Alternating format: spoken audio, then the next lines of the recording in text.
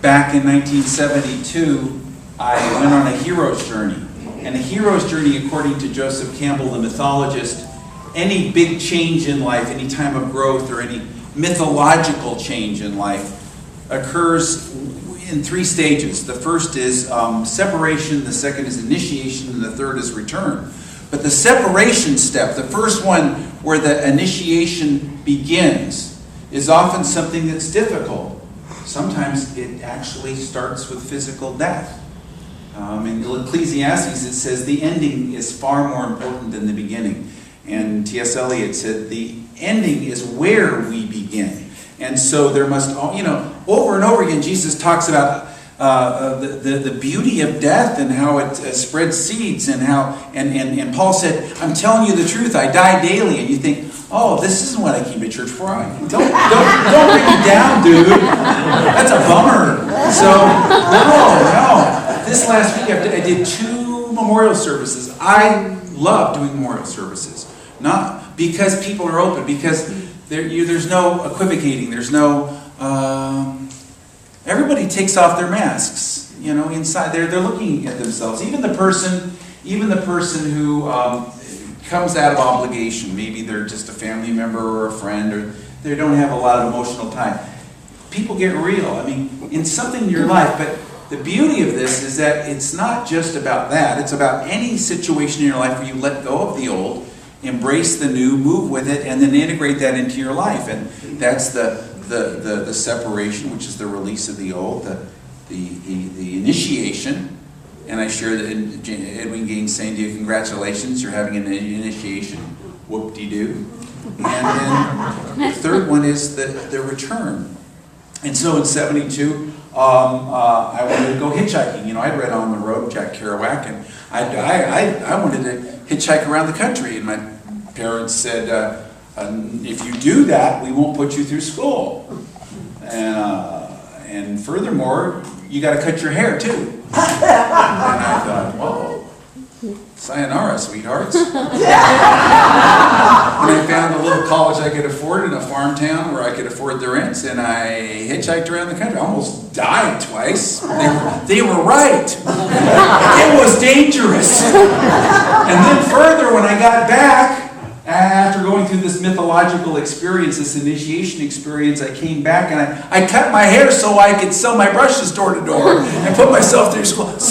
But it's not about that. It's about the spiritual growth. It's all about my spiritual growth. Together? It's all about my spiritual growth, because change. I love it. Bring it on, bring it on, bring it on. Together? Change. I love it. Bring it up, bring it up, bring it up. The worst place you can say stuff like that's a church. Because churches are about tradition and keeping things the same. And that's an important part of life.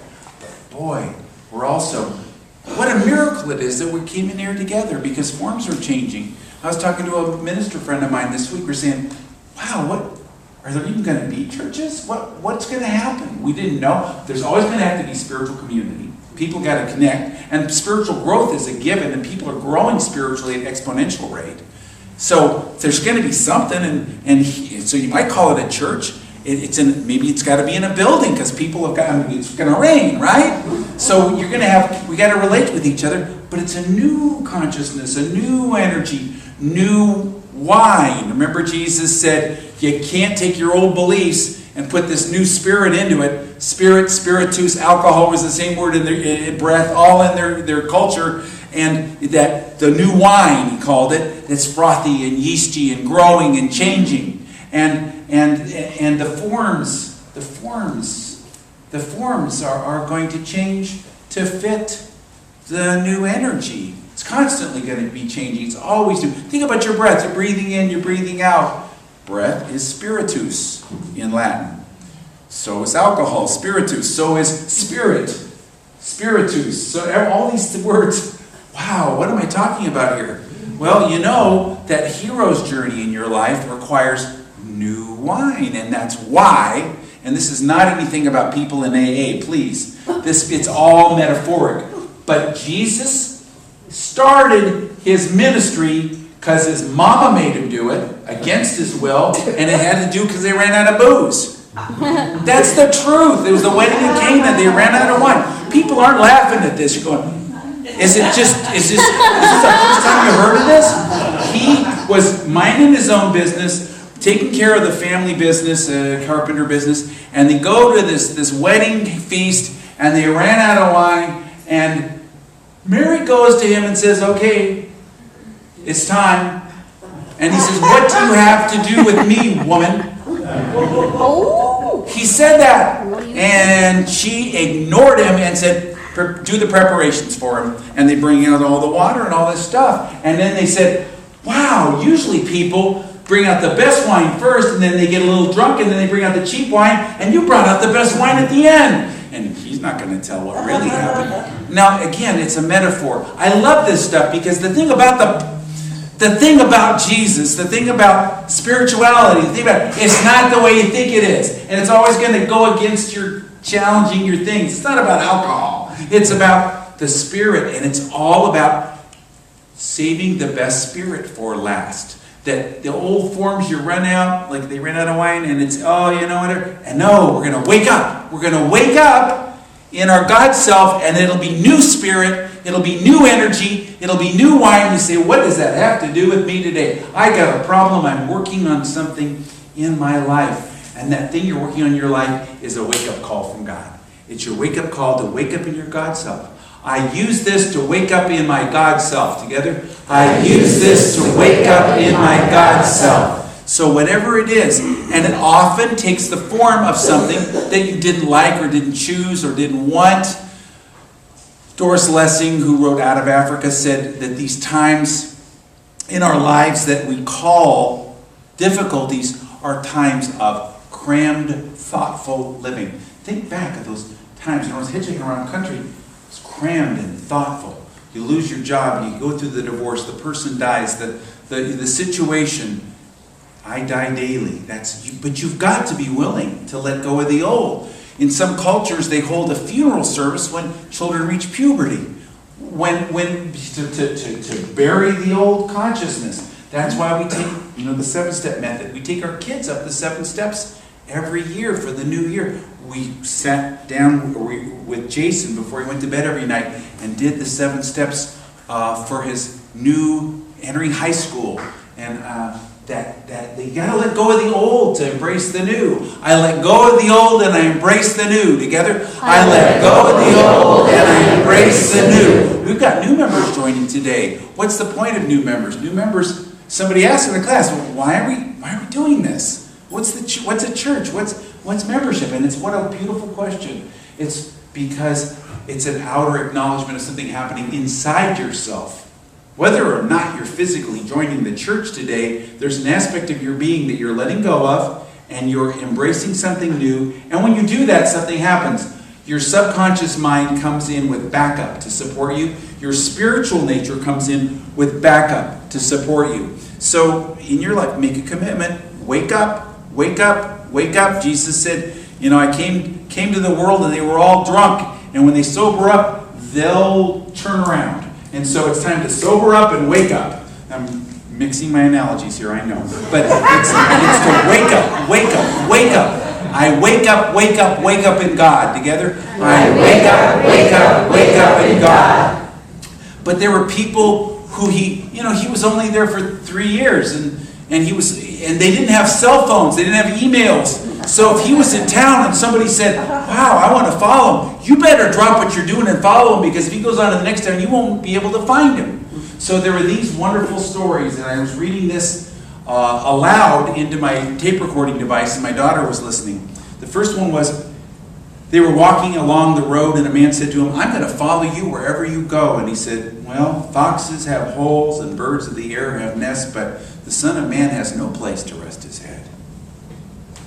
That means that if you put your foot on the spiritual path, you will never be able to fall asleep in that numbing consciousness of same old, same old, same old. You'll always have to be constantly awakening, constantly awakening. You can't be complacent. Complacency is the worst enemy of spiritual growth. And churches are places of complacency. So it's a really tricky thing. You know, sometimes that walking onto the hero's journey, that first stage that is in a church is, well, I remember in one church, it was that we changed our starting time of our service. They would start the service 20 minutes late, and they would end it an hour and a half late. And we started it on time. And oh my gosh, every people writing letters, how come you got rid of the greeting time? We didn't get rid of the greeting time, they just didn't show up. It was happening, but they were wrong. So, but there's always that change that needs to take place. So there's no place to lay your head, there's no place to fall asleep. If you're looking for a place in your spirituality that's going to make you comfortable, keep everything the same, oh, this is not the place for you. He said to another man, follow me. And the man said, oh Lord, first let me go and bury my father. And Jesus replied, let the dead bury their own dead. You go and proclaim the kingdom of God. My daughter heard me say that out loud. She said, Dad, Jesus was kind of a jerk, wasn't he? You know, she was having a little fun, but what was he doing? He wasn't what we think he was. He was constantly challenging people, and burying the dead meant going back and taking care of his estate, taking care of all that stuff. There was no time, and besides, if he left town, they would not know where he was. It's time for you. And you say, but my family won't approve. Imagine what would happen if he did. My family won't approve. I'm not doing the thing that my family thinks I should do. I'm not doing the thing my society thinks I should do. I didn't fit the script that my parents told me to do. And good for you. Good for you that you're willing to take a stand for your soul. It's not an ego thing. It's not an arrogant thing. It's not trying to assert your personal self. But it's standing up for the being that you are. And then you say, I've got a problem in my life. You lift it up to its highest possibility. And then unexpected good can come out of it. Unexpected good. The third one was, I'll follow you, Lord. First, let me go back and say goodbye to my family. What's wrong with that? He's going to say, yeah, right? Nobody puts his hand to the plow and looks back as fit for service in the kingdom of God. He's saying, shake it up. Shake it up and be willing to move forward. Move ahead, move forward. And don't listen to the voice in your head that says, oh, I can't do that because, yeah. Let that dead go bury its own dead. Don't fall prey to habitual thinking. Always moving, always growing, always changing, always unfolding. And you know, a lot of us, we think that it's a function of age to stop growing, but it's not. Every church I've been in has got these people who are in their 80s and 90s, and they're constantly changing and growing. You know, my mom's going to be 92 this year. She leads people on tours of the aircraft carrier, the USS Hornet, and she's constantly changing. But James Dillard Freeman, when I first met him, he was in his 70s, and he was driving his Jaguar XKE 12-cylinder candy apple red metal flake car 85 miles an hour through the 35 zone in Greytown. He wasn't anything like I expected. Mary Cupperly, the Unity minister, she used to say things like, we'd have lunch once a month because she was in our church, and she had been the minister many years there. And she said, you know, I'm going to check myself into a codependency treatment center. I don't have that issue, but I want to spend a month just working on new stuff. And then she said, I'm learning a new form of meditation, and I'm going on retreats. It isn't that she was flitting from flower to flower, it's that she was always working on herself and giving herself new opportunities. She would go on vision quests. A vision quest. A vision quest is nothing more than changing the environment periodically so that you can maybe look at things in an unfamiliar way. When I was looking 35 years ago at the possibility of getting a divorce, I just went on a vision quest. I drove down roads I didn't know. I got my first massage. It was my first mineral bath. I'm driving along. I see a liberal Catholic church. What's a liberal Catholic church? It was a Theosophical Society church. I go in there. I'd never taken physical communion. I've never taken it since, but I did it. It was. And then there was a country and western bar, and I went in there and I learned the Texas two-step. I did all these things. This is in 48 hours, folks. And then I sat there. When I was all done, I asked her, what should I do? What should I do? And the answer was, do what you want to do, just don't whine about it. I swear. And so I followed through on what I felt like I wanted to do. But in your life, can you look at your life and decide, I'm going to look at things with new eyes. I'm going to see things, hear things with new ears. I'm going to show up and be that friend of myself that I've always been looking for outside of myself. Norman Vincent Peale. I remember driving him around in 1978, and he shared with me that the phrase, power of positive thinking, was something that he actually first read in an article by Charles Fillmore, Unity's co-founder. And he wrote this in one of his books. He said, I once received a handwritten memo from a man I knew well that read, I fairly sizzle with zeal and enthusiasm and spring forth with a mighty faith to do the things that ought to be done by me. You might ask, what's so remarkable about that? Simply that it was written by a 94-year-old man. His name was Charles Fillmore. Isn't that something? In contrast, some of the deadest people I've ever seen have been 18 and 19-year-olds who act like they've had it, they've seen everything, they're satiated, they're fed up. And here was this 94-year-old man whom you could almost see in your mind's eye saying, I fairly sizzle with zeal and enthusiasm and spring forth with a mighty faith to do the things that ought to be done by me. Do you identify with this man at all? You should, and you will find people like him everywhere. Some of them will be in your workplace, some in your community. There might even be some in your church. Maybe. You know, there was a group of women who used to, and they were mostly in their 80s, who used to, after church services, go to a coffee shop. And they shared with me this experience they had, because they were really a lively group. And they said they were talking to each other, and one of them said, you know, I wish I knew when I was 19 what I know now, what a different experience I would have had. And as she was paying for her bill, the waitress came up to her and said, excuse me, I couldn't help but overhear you. I'm 19. What is it you know? But inside, you're already a kid. I had a woman in a church who was 103. The newspaper asked her about her life, and they said, did you have a happy childhood? And she said, so far, so good. You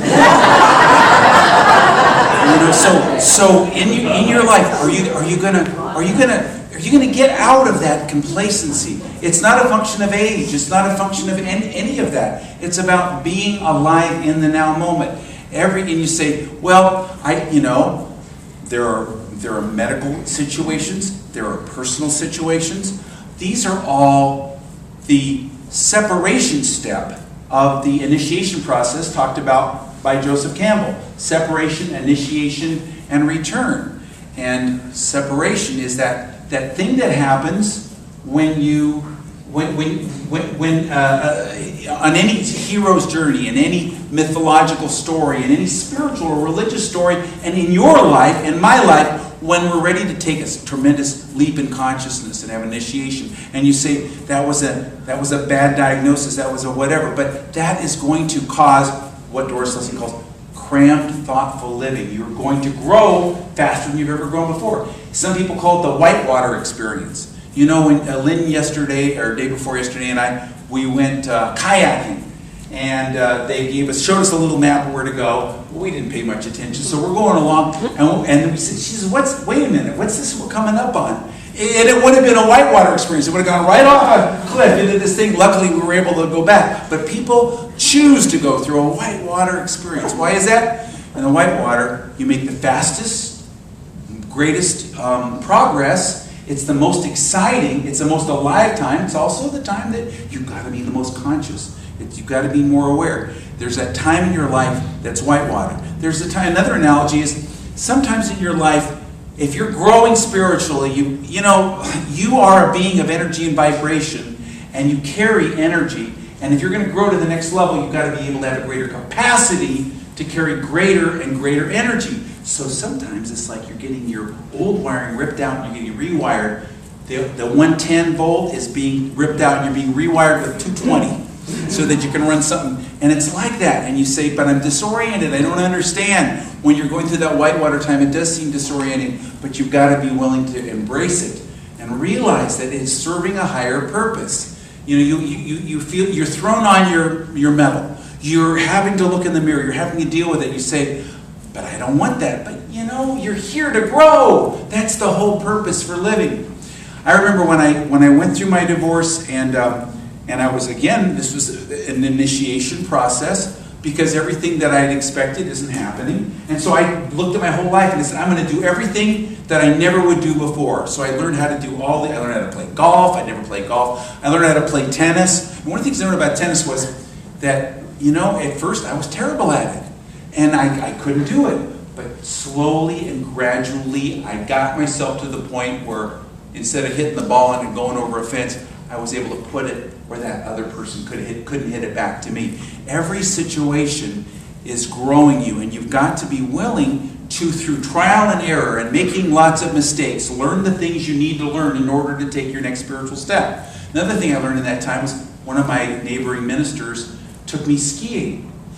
And his way, and he thought he was having fun with me, he took me skiing, he took me up on the lift, and he said, "See you later," and went down to the bottom. And I didn't know how to ski. And I'm at the top of the mountain. And I cursed him every step of the way. I went down that thing, but I'll tell you what, when it was time for the lesson, because he did it so that if I made it to the bottom, it would be just in time for my lesson, I was way ahead of everybody else. I knew how to ski already, because I had to learn how. You have those opportunities in your life, and they are great opportunities for growth. But you've got to be willing to embrace the possibility. You've got to be willing to do two things. Lift this up to its highest possibility and use it to wake up in your God self. I lift this up into my highest possibility. Highest possibility means you're not outlining exactly what it's going to be, because often you don't know what that's supposed to be. And also it gets you out of that part of yourself that says, "Oh, there's no real possibility here." Well, if you're not outlining what it is, you don't have to worry about that. You just know it's going to be the highest possibility. I will to will the will of God. Together. I will to will the will of God. And the will of God is the highest good for all concerned. The will of God is the highest possibility available. And there's always a higher possibility, isn't there? So you can always be open to that. So whatever it is that you're struggling with, know there's always a higher something available.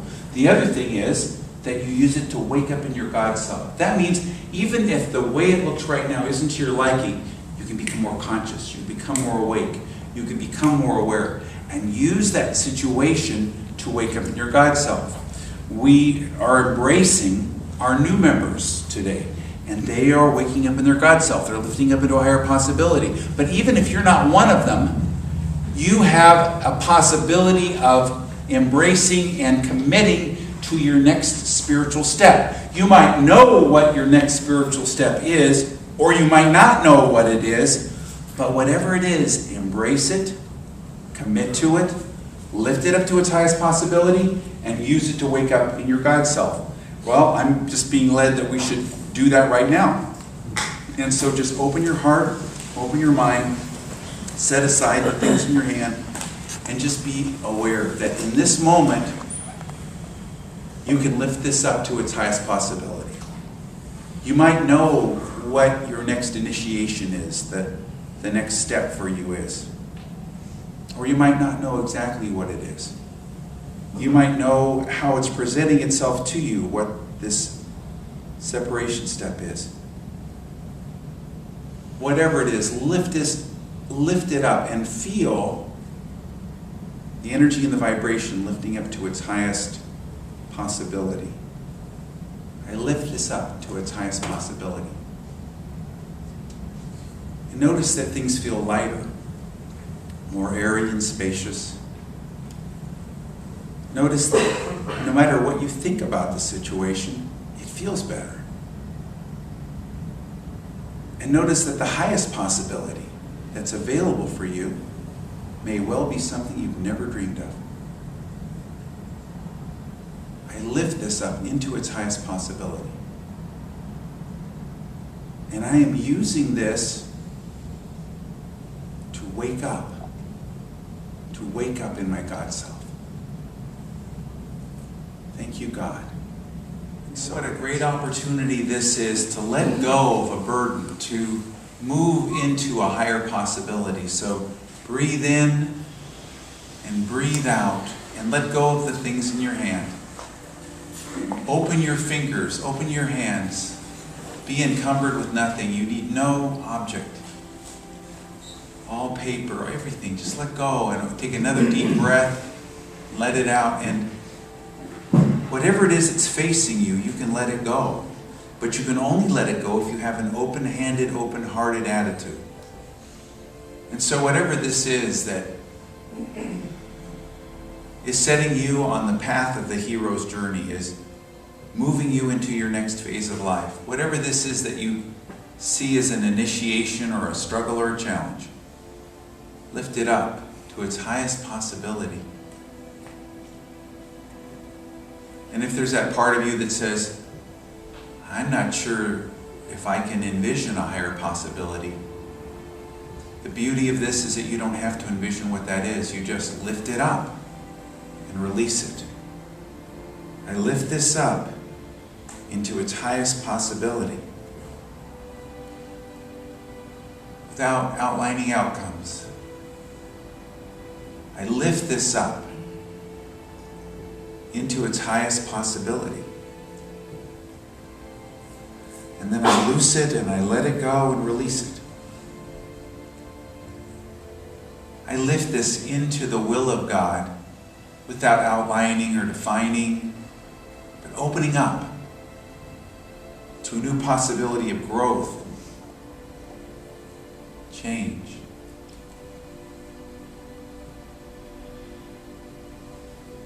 I am using this to wake up in my God self.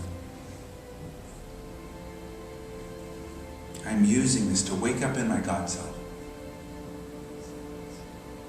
So I don't have to think about outcomes or problems. I can just take the energy of whatever's in my life and lift it up to its highest possibility. I am using this to awaken in my God self. I'm willing to squeeze all the juice out of it, get all the benefit out of it. I'm willing to use this as my great possibility, my opportunity even, to grow. I lift this up into its highest possibility.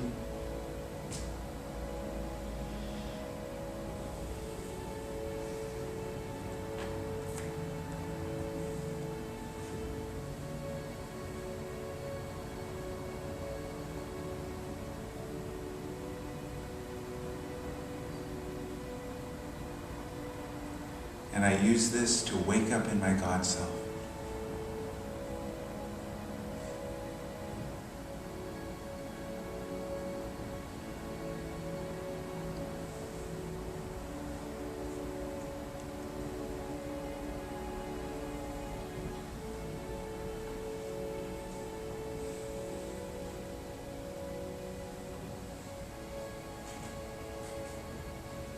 And I know and I notice that things are lighter and more open, airy, spacious.